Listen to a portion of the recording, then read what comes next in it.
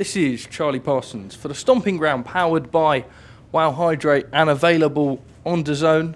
Edward, Riyadh, Saudi Arabia. We're here. I'm going to terrorise you on something in a second, but just firstly, how are you? To be honest with you, I can't stand you, right? Do we have to do this every time? Yeah, but Colm, Mary, what's his last name? McGuigan. Marrigan. He is the most annoying man in the industry. Like, when I get an actual message from you, like, imagine the pain when I see it. And the look on the face, yeah, oh, fuck off. Him, every single post, every single story he replies to, he comments to, he's that close to being restricted. At what point do restraining orders come into play? No, but at the end of the day, you should not allow fans to work in this industry, especially obsessed fans. It's not healthy. It's dangerous. I don't know whether he's going to turn up at my room at all hours of the morning. You know he's using our content for personal use. It's disgusting. Oh my God, is this how good it feels to not be on the fucking naughty list? Yeah, basically, yeah. You, however, are. I'm going to give a shout out I'm going to give a shout out to Drip Water because it was absolutely fantastic. But I have to say, when I opened Instagram when I lived in Riyadh, Saudi Arabia, I didn't expect. Hold this next to your face, please, mate.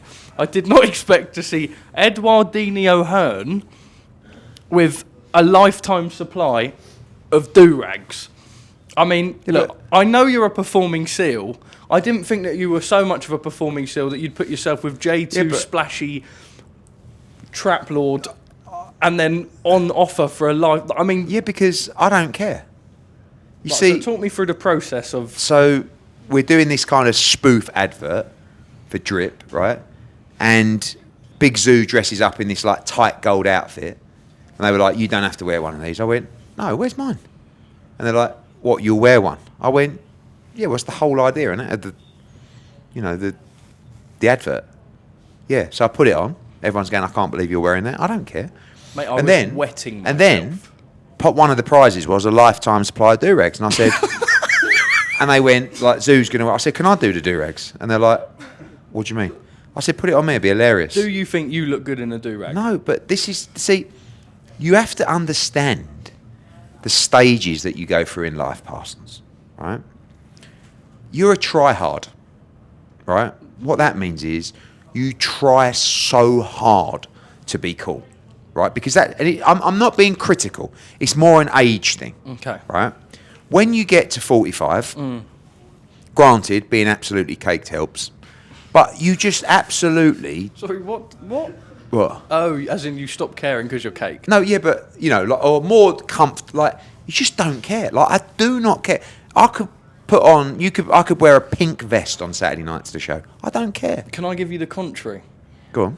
You are 45 years old. But I don't care. No, just let me finish, right? And you're wearing a do-rag. One would say, "I don't care." The other would say, "Midlife crisis, head's gone." But it's not a midlife crisis, is it? Because it's like, attention. Let's do this for the advert because it'll be hilarious.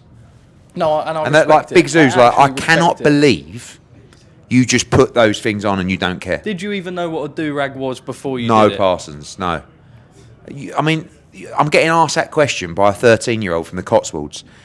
I mean, it's like, where do you think I've been on? What planet do you think I've lived? I'm 45 years old. Okay. I've worked in boxing for 15 years. Yeah. I've been around sport all my life. You don't box in do-rags?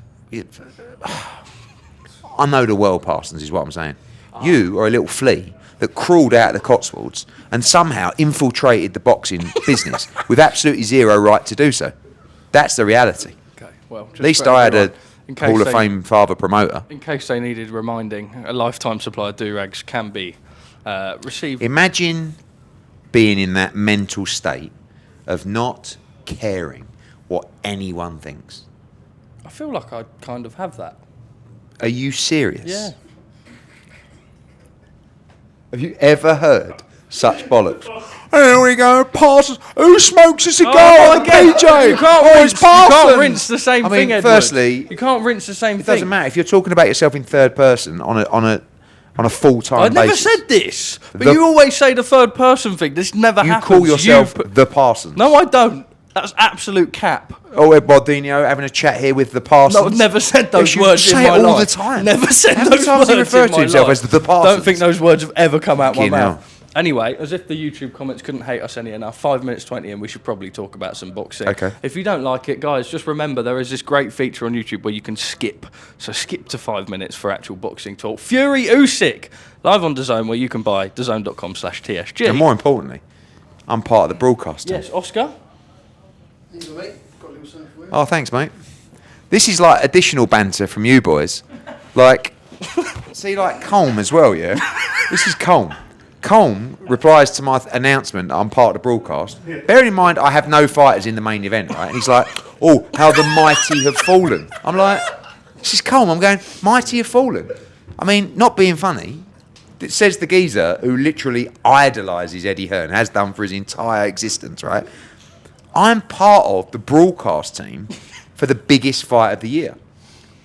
And I like to make sure that I diversify and I can show people my talents, right? So that is why you should buy it live on DAZN on Saturday. I'll tell you one thing I will say. What you have to remember is, as a fan, this fight has multiple broadcasters, all great broadcasters, right? DAZN, TNT, Sky. DAZN are the host broadcaster. So DAZN are the ones that put the most amount of money into their production for the event. The others essentially take their feeds. So you got to go to the source. And let me tell you, with Eduardinho as part of the broadcast team on Saturday, it's double saucy. That it is. Tyson Fury, yeah. I don't know what was going on there. He came into the ring, gloved up, tied his shoelaces, gloved up, took came the out gloves for the off, round. And then just I don't know. Yeah, I thought Usyk looked really good. Where's your head at? No, I'm going for Tyson Fury because I want him to win. I'm channeling my positivity, my vibes to him. But how do you pick against Oleksandr Usyk? I mean, I'm doing it because I'm being patriotic, and But how do you pick against him? Can I butt in there slightly? If Fury loses, I feel like the Fury AJ fight's more realistic. Possibly. I mean, so if this fight is a classic and Fury wins, it's very likely we'll see a trilogy. But you're also going to be presented with the chance of AJ fighting Fury for the World Heavyweight Championship, which would be absolutely huge. So I don't know. And then if Fury loses, maybe he never fights again. I don't know. Or maybe he decides to take the AJ fight. Do you think the desire, hunger and passion still there? Do you know what, Parsons? One thing I've learned is, what's the point in analysing it till the fact? No, the reason I ask, I sat with Shane Fury, and he said he feels like this crop might be on the kind of declining end now anyway. So it's almost like who's got the peakiest of peaks. It's not a lot of positivity, is it? Well, I mean, but I think he's probably right. I mean, Fury has got, I don't know, AJ's got 1, 2, 3 or 4 fights left. Fury's got 1, 2, 3 or 4 fights left. Same with Usyk. So yeah, I think a lot of those fighters are coming towards the end, but hopefully not, because the new crop coming through, there's talent, but the established names up there have been a great asset to the heavyweight division and boxing on the whole. Are we going to see Anthony Joshua in tomorrow's gala dinner / fight night Saturday? I don't know. I don't believe so. No. How come? Honestly, it's really not his thing. Like I was going to say AJ, but I don't even think he's ever heard of you. But what the hell? I think it's about Usyk and Fury. He doesn't want to sit there. Cameras. Oh, what's AJ thinking? This is about Fury and Usyk. Let them do their thing. Maybe obviously that they'd like him here, so we'll see. But I suppose there's still time for that to change. Yeah, I think he'd quite like to sit on a sofa and watch it without being pestered. Couple of beers with the lads? No. Okay. What was your conversation with Alex Krasuk about? What's it got to do with you? Well, that's our job. We see things and we have to ask questions. Believe it or not, I'm doing my job for once. He said it's very cold this time of year in Riyadh. And I said, yes. Much colder than I anticipated. Wow, that's riveting. He went, yes. He said, I didn't really bring a lot of warm clothes. And I said, me neither. I'll catch you soon. Okay. There you go. Well, you must have been speaking very, very slowly to have all that have been. It was quite. It was a hello. You know, me and Alex Krasuk, we worked together with Usyk for 5 fights.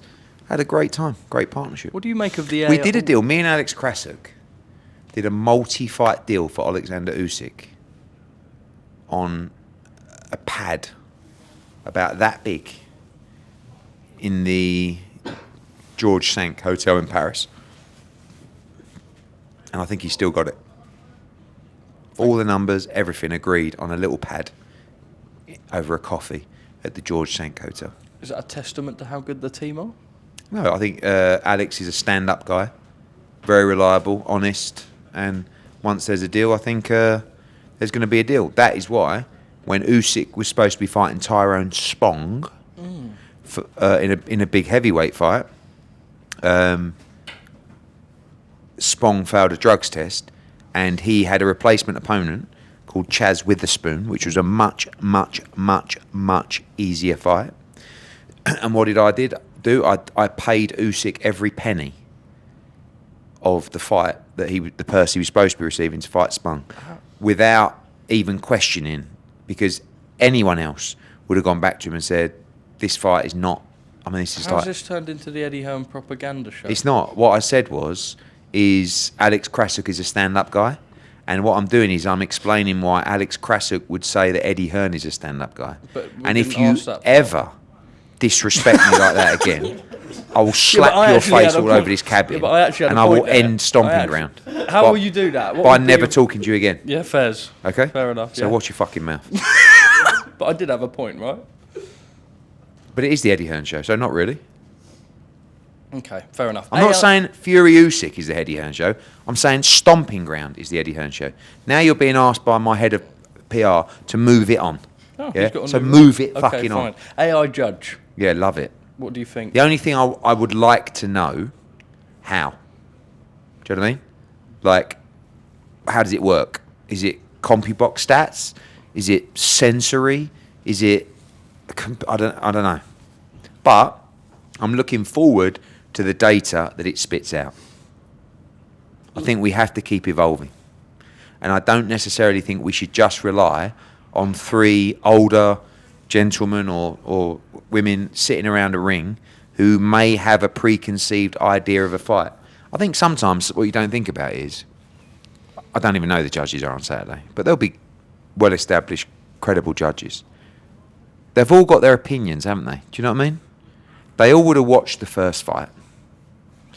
Some might like Tyson Fury, some might like Oleksandr Usyk, some might like aggressive fighters, some might like skillful fighters who like to move. And that can sometimes change the kind of subconscious around scoring. I mean, look at that ref who was out of his nut when he was going on about Klopp, right? Oh, David Cottrell, yeah. Or whatever. Right? David Coote, yeah. So, is that all right, mate? We get away with that? Yeah, okay. Or, whilst he was having a nice chat with his mate. off his nut. If you don't like someone, if you've got maybe even a subconscious agenda, do you know what I'm saying? And I think AI and that kind of thing takes all of that away. Takes any politics away, any relationship, any preconceived mindset of how a fight might play out. So let's see what it spits out on Saturday. Will you be going on Froch on fighting and engaging in verbal warfare? Yeah, I don't mind. I mean, I've got nothing to worry about when I talk to Carl Froch. I mean, we had a great time, great relationship, respect him. Don't agree with everything he says. He don't agree with everything I say, but I understand he's coming out, isn't he? Yeah, tomorrow, I believe, yeah. Thank you very much for your time, Edward. Have you been done by the fake Michael Benson yet? I haven't, but someone I know has, who messaged me early in the morning and said, can't believe Better Bieb's out.